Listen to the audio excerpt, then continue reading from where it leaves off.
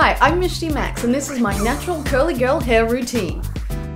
I'll show you how I go from this matted fuzzy mess to shiny, defined, beautiful natural curls. Check my blog for the list of the products I use and find the review on my curly products in the description box. To get bouncy, defined curls, you have to treat your curly hair nicely, and it's all in the moisturizing and the scalp.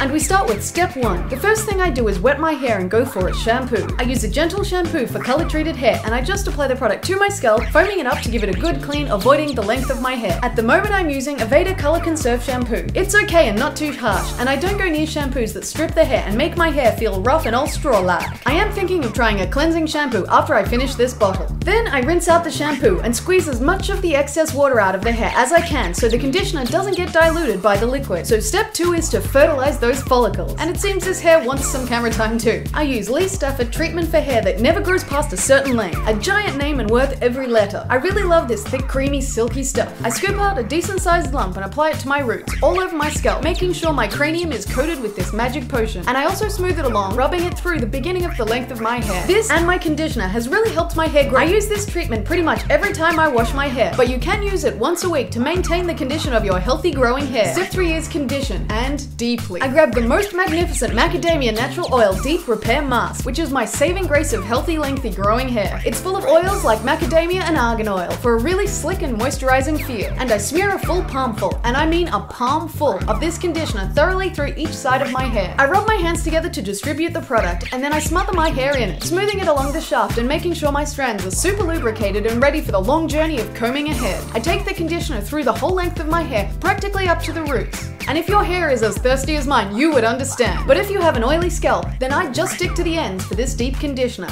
Then to begin the detangling experience, I use the tools that Lord Buddha gave me and detangle the shit out of my hair. First I separate my hair into sections and then claw my way to unknotty hair using my digits like a really wide tooth comb. I usually wash my hair every 4 or 5 days. My hair is really knotty, so it's a bitch of a job, but I'm the only one who can do it. Using your fingers to detangle is seriously the cheapest and the absolute best tool. With your hands you can feel the knots better and reduce the breakage suffered so you keep as much of your hard-earned length as possible. So I scramble my way through my locks using my fingers, slowly getting closer to smooth hair, and then for my troubles, I get a handful of hair. Yeah. Then I go for this fabulous comb, also from Macadamia Natural Oil, which is apparently coated in a resin made of oil infused with macadamia oily goodness. But to me it's just a great wide tooth comb that fits well in my hand and combs through well. So I set the comb to work and go to town on each side of my hair. I really like this comb, and despite all the weird claims about it, it is a freaking awesome apparatus. I've tried the Tangle Teaser, and it was a big joke. Not only did it make that awful ripping sound, which I know is the teeth going gently past your hair, but it wasn't even strong enough to get through any of my knots. And it was as good as a feather duster in a fucking sword fight. Enough ranting, back to it.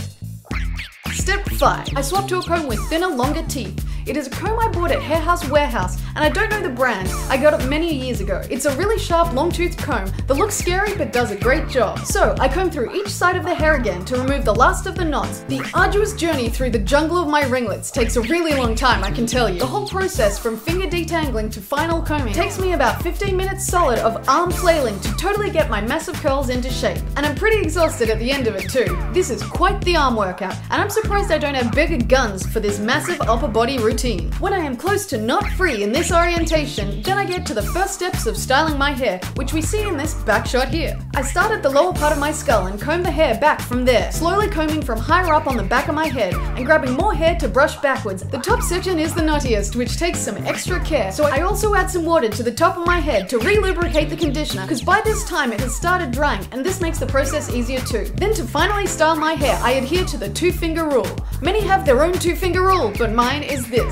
I remove most of the part on the top of my head and comb backwards, leaving 2 fingers of space so I kinda have a 1-inch part, but the rest of my hair flows out from that point. I comb my hair in all directions away from that part, including from the underneath side to keep those more brittle hairs under control, and that's all from Mr. Big Black Scary Comb. Step 6 is rinse out all that gooey fun and make my noggin all squeaky clean and fresh. Then I squeeze out as much water from my hair, really wringing it out well so it has a chance to dry quicker and the products can get right up to the shaft. Then I twist my hair together and I put put it in this ibis clip to keep it out of the way while I finish off my extra shower duties and give myself a timeless, stylish hairstyle while I do it. So after those off-screen, not appropriate for YouTube shenanigans, I steal one of my boyfriend's cotton t-shirts in an ever-fashionable red and use it as a towel. I slide it up under my hair and do that flip and roll thing that all chicks apparently know how to do. You know what I'm talking about. But if you don't, here's a barely in frame sequence of me putting my hair up in the t-shirt, turban style. Twisting the end around my hair, covering the length of my hair in the cotton, and then I attach the sausage-looking end bit to the rest of my towel/hair with the ibis clip from before.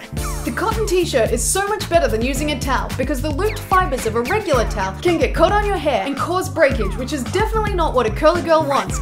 So I let my hair sit in that surrogate towel t-shirt thing for a while I use this time to dry off and other tidbits like clean out my ears. I also like to moisturize with tasty pink grapefruit body butter from the Body Shop. It smells gorgeous and great for thirsty post-exfoliation skin, especially down there. Hey, know what you're thinking? I mean on my legs, bitch please.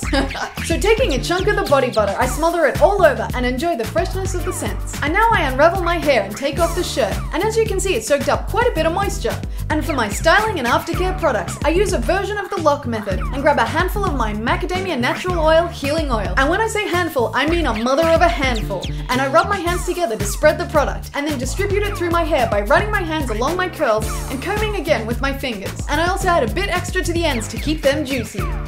So for my creamy, buttery top layer, I have become an absolute convert to the Macadamia Natural Oil Nourishing Leave-In Cream. I just bought the full size after trying the mini because I fell in love with it so damn hard. I pump out about 4 pumps to fill my palm and once again smooth it between my hands and enjoy it. It seriously smells like candy and rainbows all rolled into a delicious creamy goo that is nirvana for my curls. I smother my springlets in the nourishing cream that really lives up to its name and comb through with my fingers again to make sure every strand is covered and separated into defined curls.